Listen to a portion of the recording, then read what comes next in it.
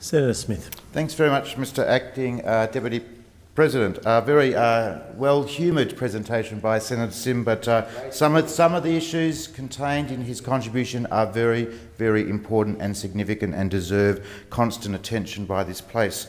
But I rise today to address what is a key economic issue for Northern Australia, especially for Indigenous communities in my home state of Western Australia. During some of my recent visits to communities in the Kimberley and other parts of Western Australia, I've encountered a great deal of enthusiasm and a plethora of ideas about how we can make our north better. I think this is built on a genuine sense that, at long last, we are moving from the phase where we talked about the potential of Northern Australia, and that, of course, has gone on for many, many decades, to an era in which some practical steps are being taken, especially in regards to infrastructure development. This coalition government has made infrastructure development in Northern Australia a key priority, as evidenced in this year's budget, which established the Northern Australia Infrastructure Facility to help construct the ports, power plants and dams and the like which are needed to drive development. But we also understand that government cannot do everything. We will need to drive investment from the private sector and establish a legal and regulatory framework that will help communities to chart their own destinies. Development of the North will require that governments at all levels create an investment environment that will attract the significant capital essential for new and exciting ventures across Australia's far north. That means getting the balance right between removing red tape, revisiting the balance between conservation and exploration, and being more open in our attitude towards the origin of commercial investment in our agricultural industries. As prominent investment banker David Williams has noted, new investment sources will breathe new life into assets that have been underutilised for a long time. They're going to create enormous employment and enhance our culture by being here.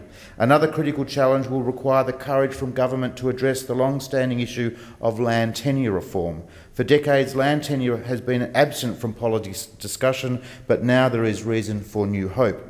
Recent initiatives, including the Coalition Government's White Paper on Developing Northern Australia and the WA State Government's Water for Food initiative, have canvassed the issue of land tenure reform and are providing the basis for fresh policy approaches that establish a more investor-friendly form of tenure.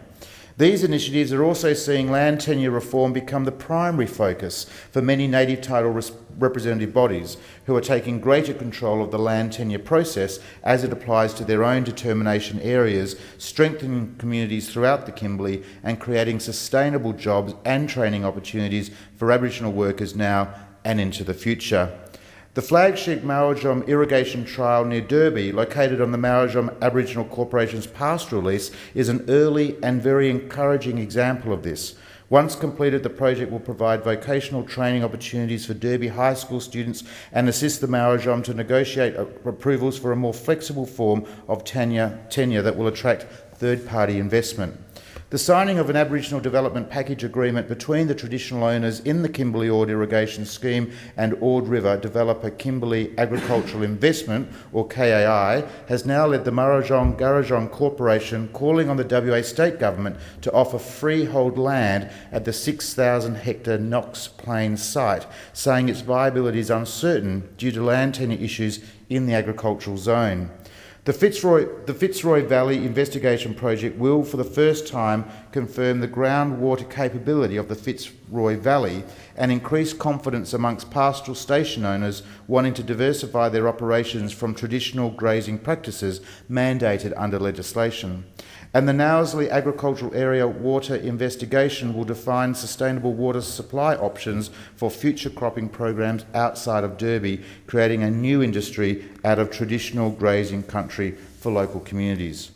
Of course, we can't ignore that aspirations for greater control over land tenure are tempered by concerns about potential for extinguishment of native title and the costs associated with native title reform. Navigating Western Australia's land tenure system is expensive, and the costs associated with land tenure reform could prove prohibitive for many communities. This system is a legacy of past government policies which were focused on the protection of Aboriginal people, underpinned by concepts of communal management. It is a legacy that has allowed infrastructure on many remote communities to fall well below acceptable community standards. It is a legacy that has caused poor alignment between the present and future interests of Aboriginal communities, native title holders and governments. After 22 years of operation, the existing native title framework remains complex and time-consuming, best evidenced by the still significant backlog of unresolved claims acting as a handbrake on future economic prosperity. As Aboriginal and Torres Strait Islander Social Justice Commissioner Mick Gooder himself noted, native title is only the starting point. Our native title regime must place greater emphasis on unleashing economic opportunity for Indigenous communities, especially for young Indigenous people. In its current form, it is failing future generations of Indigenous people. Australia requires a streamlined approach to processing native title claims with greater use of consent resolutions and a willingness to embrace less technical and legalistic approaches. In an uncertain economic world, Australia's prosperity depends on its ability to innovate and diversify. With native title determinations being finalised across Western Australia, now is the time to progress the important issue of land tenure reform. We'll never have a better chance to address the inadequacies and failings of the current system.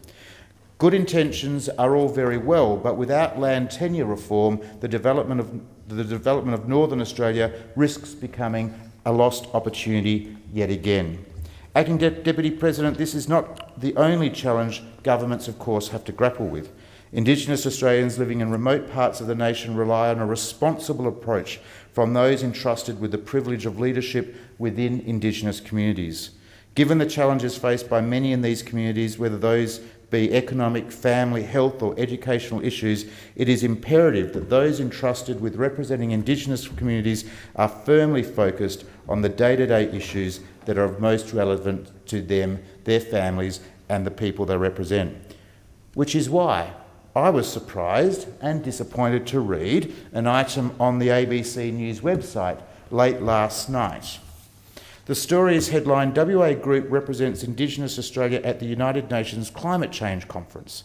The story goes on to explain that a delegation of 5 from the Kimberley Land Council will be heading to Paris, led by the Council's chairman, Mr Anthony Watson, who is also the Australian delegate to the Indigenous Peoples Forum on Climate Change. In the article, Mr Watson goes on to say this: "I'll be with the Pacific Islanders. They have a great lot of concerns about their islands going underwater, and they'll be raising their concerns and I'll be supporting them in whatever way I can. We're hoping to see what other projects the rest of the world are doing. We're wanting to learn more. We have projects that we do in the Kimberley with our emissions reduction system, with our fire projects," Mr Watson says. Now, we would all accept that environmental issues have had an impact upon Indigenous Australians, as they have had an impact on all of us. And I can understand Mr Watson, perhaps alone, wanting to attend in his role as a representative to the Indigenous Peoples Forum on climate change. But a delegation of 5 from the one single organisation, the Kimberley Land Council, heading all the way to Paris for a conference at a time when many communities across WA's far north are struggling with the day-to-day challenges in their family lives, struggling for employment, struggling to overcome health challenges. This is, in my view, excessive and would not pass a pub test in WA's Kimberley. If you want to learn more about what the rest of the world is doing, there are modern means of communications available to find out, even in some of Australia's most remote parts. That would be significantly cheaper than flying 5 people from the Kimberley Land Council to Paris for a week. I'm not sure that many of those I've met living and working in Indigenous communities across the Kimberley region of Western Australia would think that this is the best allocation of their scarce resources, given the immediacy of some of the issues facing Indigenous communities across Western Australia.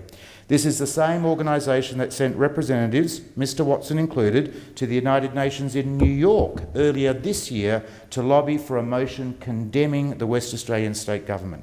Again, it's a question of priorities.